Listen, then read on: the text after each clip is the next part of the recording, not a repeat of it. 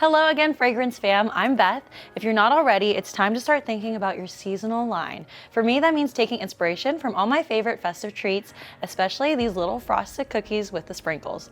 And it just so happens that our version of the fragrance Sugar Cookie Royale by Moonworks smells just like them. Let's make some wax melts with it.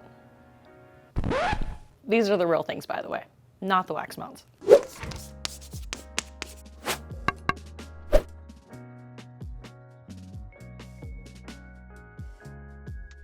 I'm using our AFI Premium Soy Container Wax 4600. If you like working with GW 464, I definitely recommend giving our in-house wax a try. To make 3 clamshell molds, you'll need 8 ounces of wax. Measure out about 3/4 of the wax, melt it down using a double boiler or wax melting pot, and get it to 185 degrees Fahrenheit. While it's melting, add in a tiny bit of yellow candle dye.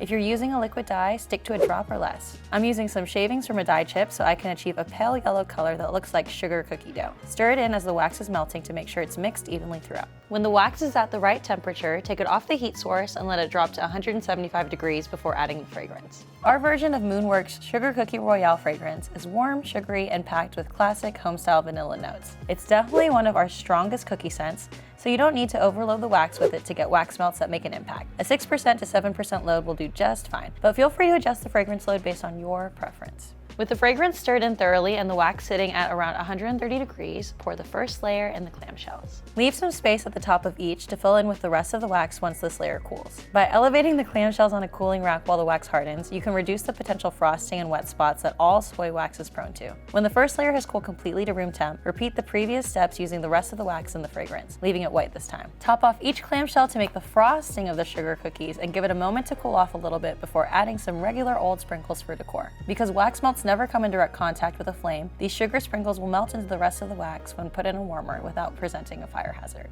These are the finished melts and they smell good enough to eat. That being said, they should only be enjoyed in a wax melter where they'll give any room a sweet and festive atmosphere. You can switch up the wax colors and sprinkle types to make all kinds of cookie melts no matter the season or holiday. So give our version of Sugar Cookie Royale by Moonworks a try for yourself if you're a lover of gourmand fragrances. We hope y'all are having a lovely fall, and I'll see you again in more tutorials on using our fragrance oil.